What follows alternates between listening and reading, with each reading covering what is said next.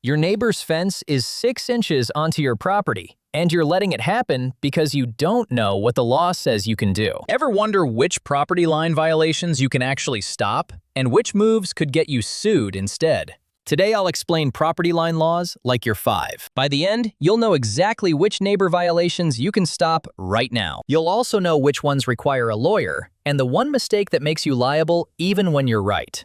Quick note, this is legal education, not legal advice. Property laws change by state and county, so check your local rules before you act. Most people think property lines work like fences in a video game. Clear, solid, obvious boundaries that never move. But in real life, they're invisible. That's exactly where every property line fight starts. In that foggy space where nobody's sure where one yard ends and another begins. Imagine 2 kids playing on a rug with no tape down the middle. Nobody's trying to steal, they just don't know where the border is. That's your property line, and you need to know where it actually is before you can defend it. So how do you actually know where your property line is?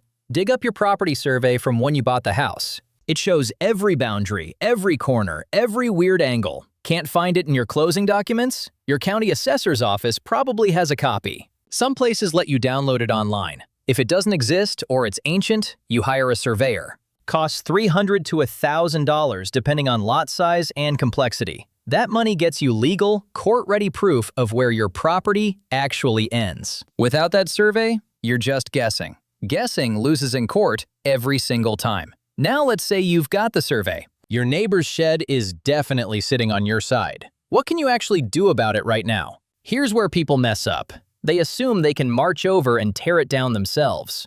Wrong move. Even if it's on your land, you can't touch it. That's destruction of property. Illegal. It's like finding someone's bike in your driveway. You don't own the bike just because it's on your property. You have to go through steps. The law loves steps. Step 1. Talk to your neighbor. Most people skip this and go straight to lawyers. Your neighbor might not even know. Maybe the shed was there when they moved in. Start with a conversation. Hey, I had my property surveyed and it looks like your shed is 2 feet over the line. Can we figure this out?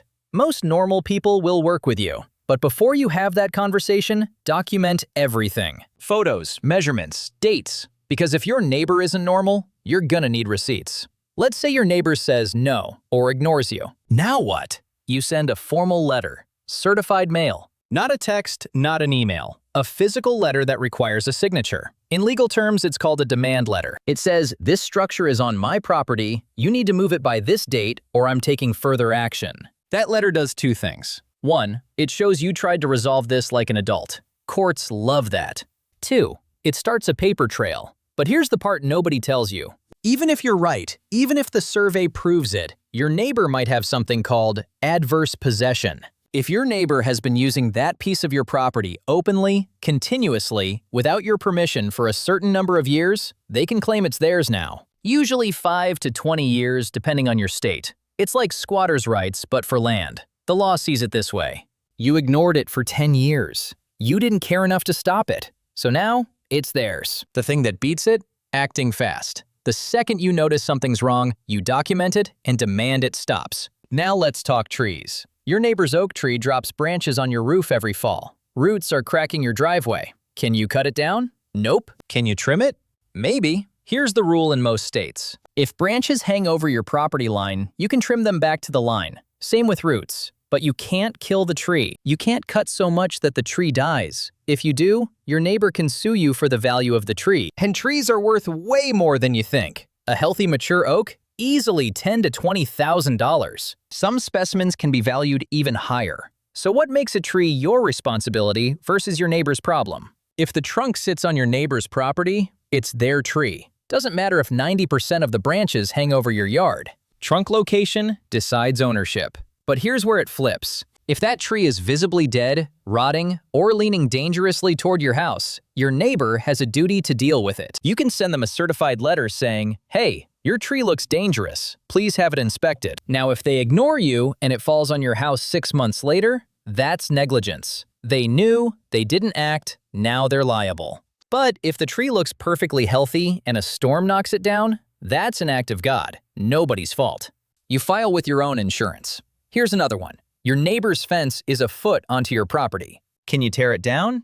Absolutely not. Same rule as the shed. You don't touch it. But here's what you can do. In most states, you can build your own fence right on the property line. Now there are two fences a foot apart. Looks stupid, but it makes a point. And it protects your property line. Because every day that fence sits there, your neighbor is building a case for adverse possession. You let it sit for 15 years? In some states, that land is legally theirs now. What about driveways and parking? Let's say your neighbor parks in your driveway like they own it. Or their driveway was poured 6 inches onto your lot. Can you block it? Can you tow their car? If they're parking on your property without permission, yes, you can have them towed. But you need to warn them first. One certified letter saying, "Stop parking here or I'll tow next time." Then if they do it again, call a tow truck. Keep a copy of that letter, because they will try to sue you for the towing fee. But if their actual driveway is poured onto your land, you can't just sledgehammer it. That's destruction of property. You go through the same steps. Talk, send a letter, then court if needed. Here's the mistake that gets people sued even when they're right. You're absolutely sure your neighbor is wrong. Survey says so, law says so. You're fired up. So you go onto their property and move the thing yourself. Maybe you hire someone to haul the shed off. Maybe you cut down the tree. You just committed trespassing and destruction of property. You were right about the property line, but wrong about the method. Now you're the one getting sued. The law doesn't care how right you were. It cares that you took the law into your own hands. Think of it like school. You're right that the other kid stole your pencil, but you can't punch him and take it back. You tell the teacher. The teacher is the court. Yeah, it's slower. Yeah, it's annoying. But it's the only way that doesn't get you in trouble too. One more scenario people ask about constantly. Shared fences. Let's say the fence sits exactly on the property line. It's both of yours. Who pays for repairs? In most states, if a fence sits on the line, both owners are responsible. That means if it falls down, you both pay to fix it. If your neighbor wants to replace it with something fancy, they can't force you to pay half unless you agree. But they also can't tear down the shared fence without your permission. The way to avoid this nightmare? Put your fence 6 inches inside your property line. Now it's yours, you control it, you pay for it, you decide everything. No arguments. Here's the reality. Property line laws reward people who act fast and document carefully. Survey your property. Document everything. Send formal letters. Your neighbor's fence has been over the line for 3 years? Their adverse possession claim is already building. Every month you wait makes your legal position weaker. Not because the law changed, but because their claim gets stronger. The second you make them visible with a survey, a letter, documentation, everything changes. Hit subscribe and drop a comment. What's the wildest property line fight you've ever seen? And who actually won?